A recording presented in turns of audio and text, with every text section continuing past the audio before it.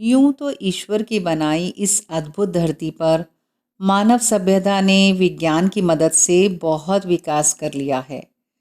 कृत्रिम अंगों को बनाने में भी एड़ी चोटी का जोर लगाकर काफ़ी सफलता प्राप्त कर ली है। पर फिर भी भगवान की बनाई इस अनूठी काया के बहुत से अंगों को कृत्रिम तरीके से बना पाना अभी भी एक अनबुझ पहेली जैसा है। यह तो सर्वविदित है कि लाखों करोड़ों लोगों का अमूल्य जीवन अंगदान के सहारे बचाया जा सकता है। समय की मांग है हम इस महत्व को समझें और स्वेच्छा से समय रहते अंगदान का संकल्प लें। नमस्कार दोस्तों, मैं सुविधा गुप्ता आज आपके साथ हूँ अपने एक नए ब्लॉग के साथ जिसका शीर्षक है अंगदान महादान।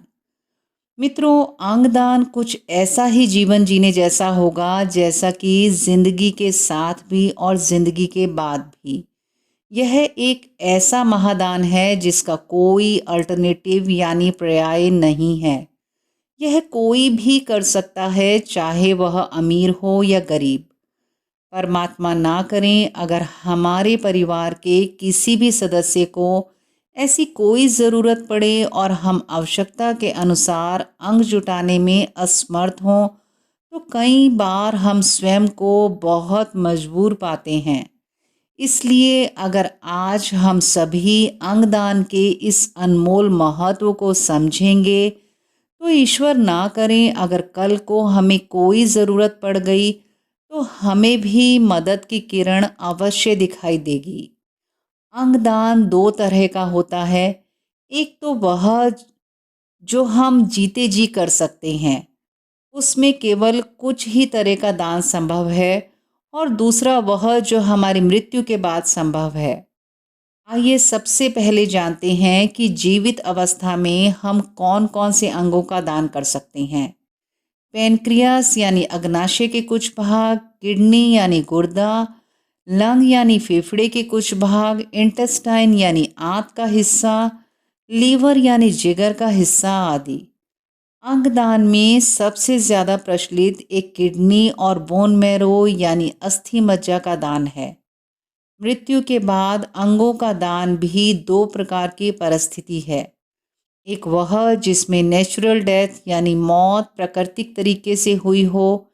ऐसी स्थिति में हम टिश्यूज़ यानी ऊतक जैसे कोर्निया, जिसे आम भाषा में आँखों का दान भी कहा जाता है, जो कि आजकल बहुत से लोग करने लगे हैं। इसके अलावा हार्ट वाल्व यानी हृदय वाल्व, स्किन यानी त्वचा और बोन्स यानी हड्डियां दान करी जा सकती हैं। और दूसरी परिस्थिति में कभी कभी किसी एक्सीडेंट यानी दुर्घटना के कारण व्यक्ति ब्रेन डेड यानी मृत मस्तिष्क दशा में आ जाता है। ऐसी स्थिति में परिस्थिति अनुसार अगर अंग दान किए जाएं तो ज़्यादा से ज़्यादा 21 लोगों की मदद की जा सकती है।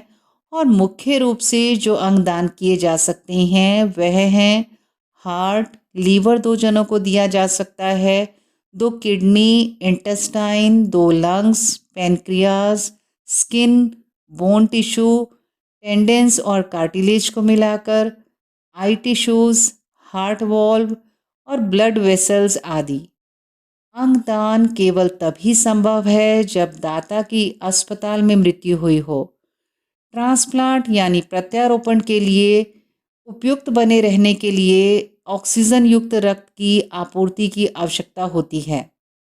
दिल की धड़कन को बनाए रखने के लिए आर्टिफिशियल रेस्पिरेशन यानी कृत्रिम श्वसन पर डाल दिया जाता है, ताकि ऑक्सीजन युक्त रक्त मृत व्यक्ति के शरीर में प्रसारित हो सके।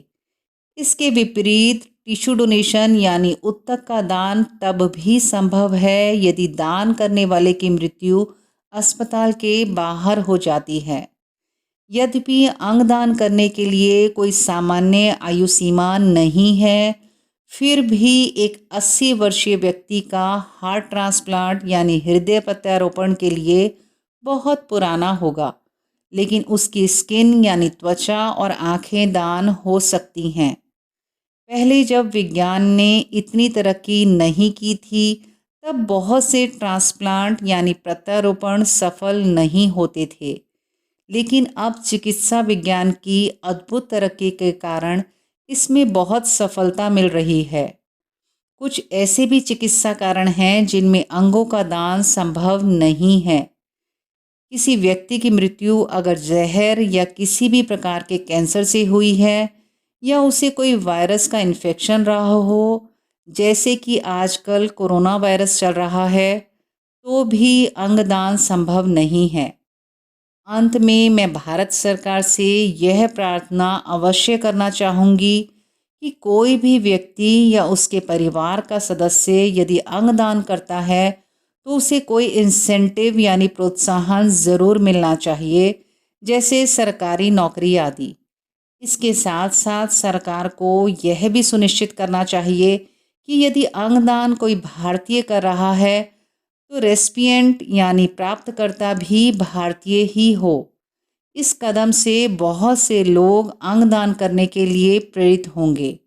मित्रों, आपके इस विषय पर क्या विचार हैं? कमेंट सेक्शन में कमेंट करके अवश्य बताइएगा।